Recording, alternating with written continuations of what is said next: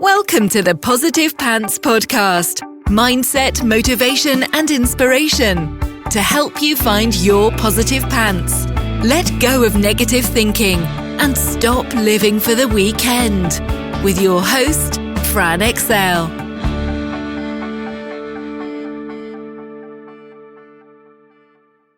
So welcome to the show. As always, it's Fran Excel Mindset Coach, helping you find your very own pair of positive pants so you can get out of your own way and live a life that you love.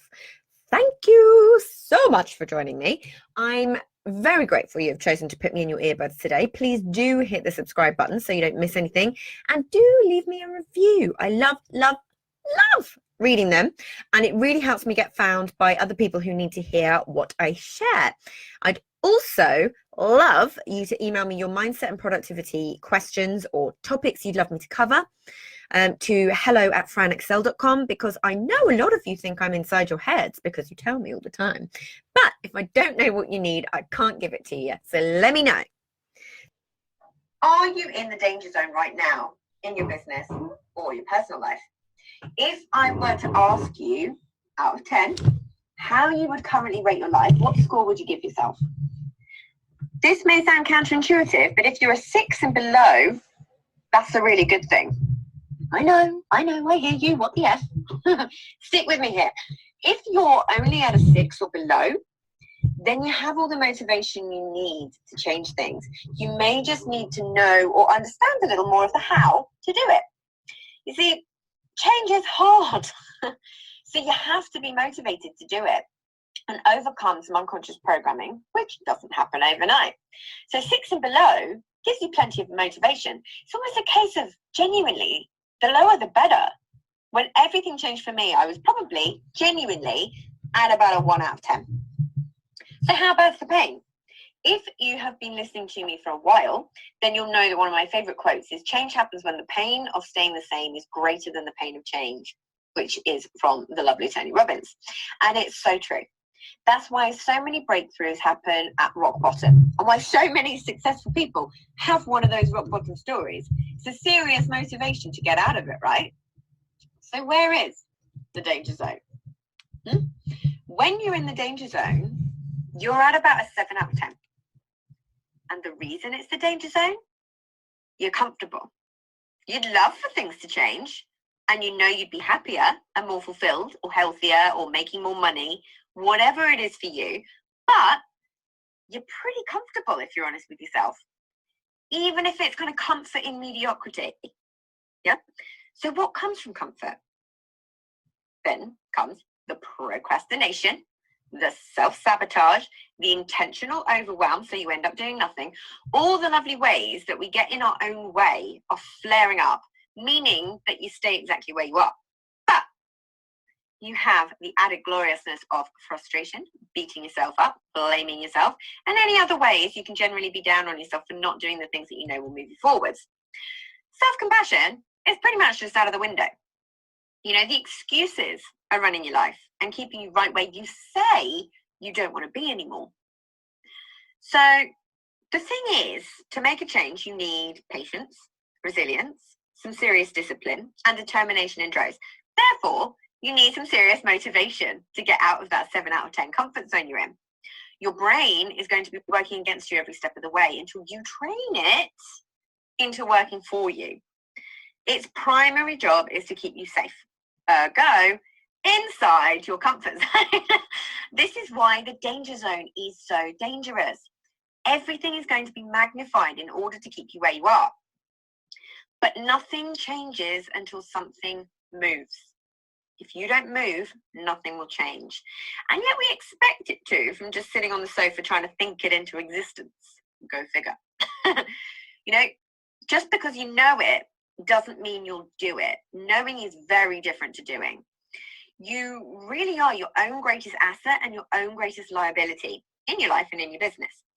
And if you're in the danger zone, it explains why you're not doing the things you know make you feel good or push you closer to putting the effort in to break out or break old, form new habits.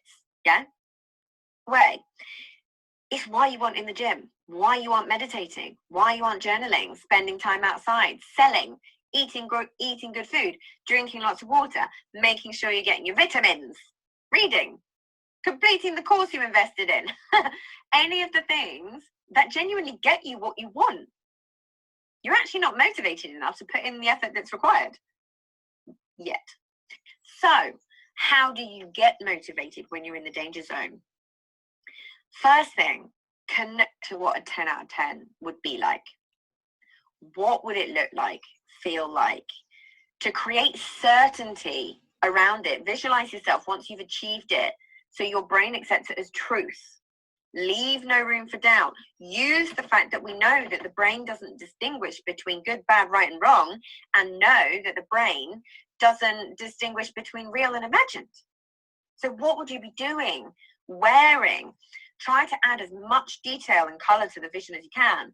Really feel the emotions associated with that being your reality. That's the key. Yeah? And connect to the big reason why you want it. Connect to that big reason that you want to get out of the danger zone. Is it towards something or away from something? It's always far more motivating to move away from pain than towards pleasure, which is why we struggle so much to lose weight. Both sides of the coin are even better. But if you can connect to where you'll be and what will happen in 6 months, 1 year, 5 years, or even a decade into the future, if you don't take action, what will it cost you in money, health, relationships if you don't take action? You can see why I get frustrated with what I call fluffy whys. You know, you're not going to get anywhere without being super honest about your reasons for wanting to change something. And I'll give you a hint. The real reason is usually something inherently selfish. That's totally normal and honest. You know, you're not a bad person for wanting something for yourself. So let go of all the childhood programming that tells you it's wrong. It does not make you selfish. It does make you selfish for wanting something for yourself. Fundamentally, if you're able to show up as the best possible version of you, then the ripple effect of that is profound on everyone else around you. So is it really selfish at all? So find your why, the one that you're telling yourself is your why, and then keep asking, and what does that get me? And what does that get me? And what does that get me? Until you hit the real nail on the head. I've talked about this before. It's fundamental. It's critical, in fact. And the next thing is work out if there are any secondary gains to you staying where you are. So secondary gains are those hidden positive gains of being in a negative situation. For example, certain excuses we get to keep making, which means we don't have to take action, or certain behaviors we get to keep doing, like eating the donut, or not going live, or being able to moan about our situation and play the victim just a little bit for some validation. Yeah, I've done them all. Work out what the unconscious programs are that are stopping you. And if you're on your first episode, I'm hoping this gets drummed into you. If you get more visible, you're actually going to have to carry on putting yourself out there, aren't you? You'll have to sell. You'll have to actually do this thing and put yourself out there for potential rejection. Whereas if you don't go all in, then you get to pretend you're doing the thing. Whatever it is, you've got to drop it. You've got a decision to make as to which scenario you want more. You need to get out of your ego mind and into one of awareness. So you can get that choice back, get that power back. So you need awareness of what it is that you're thinking and therefore doing. Be able to observe it and observe yourself with curiosity is what I'm always talking about. Constantly asking yourself where thoughts, beliefs, stories, and behavior comes from. Not from a place of blame or frustration, but from a genuine place of curiosity. These are simply things that you've learned along the way. They're not your fault. They're not wrong. They aren't real. They're assumptions that you've made. When you can strip away the meaning you've given to something, you know, to the actual act, then your whole perspective on it changes. Yeah? In reality, life is full of completely neutral events. It's simply your interpretation of those events that makes them good or bad. And your interpretations versus someone else's are usually completely different. So what does that tell you? Change is tough. Yeah? Especially if you're in the danger zone. So you either have to ramp up the pain or make sure you've got some accountability. so you don't allow yourself to get in your way. I have tons of these things in my life, reasons and ways that I'm accountable to someone or something. That means I have to do the things that I know I would stop myself doing. If you don't have accountability to keep going, you're relying on self-motivation, and that's not likely to be strong enough. So whatever you need to do to get real accountability, do it. You'll see I've done this with my journal. I've put it out there. People are on the wait list waiting for it. I've got to do it. And if you're not on the wait list yet, just pop me an email or a DM and say, wait list, please, for the Positive Pants Planner. Whether that's starting your own mastermind or finding an accountability buddy, although when it's free, be aware that it's harder when it's free because you don't have any skin in the game. So make sure you get a really motivated buddy if you go down this route. It's absolutely possible, but you certainly can't both be in the danger zone because the procrastination and excuses will come full force on both sides. Or you can do it by joining something like the Proactive Pants Mastermind, where I kick your butt on a weekly basis, personally, or any other sort of mastermind where you have deadlines and mandatory tasks over a prolonged period to make sure you take action and get into the right habits. Or work with someone one-on-one, so you are wholeheartedly invested into making it happen, as are they. Think about it. Most people get personal trainers or book a class to keep them accountable when they're trying to lose weight or get fit. They know they're unlikely to do it on their own when it's so easy to sit on the sofa instead and so much more fun. So have a ponder on these. What part of your identity do you need to let go of to make the change? What stories do you need to change? Do you feel worthy of what's on the other side of the change? Do you actually feel it's possible? Are you in the danger zone, and how committed are you to getting out of it? Just FYI, you are worthy and it is possible. All you've got to do is take the action. The only difference between you and the people you admire or aspire to is taking action.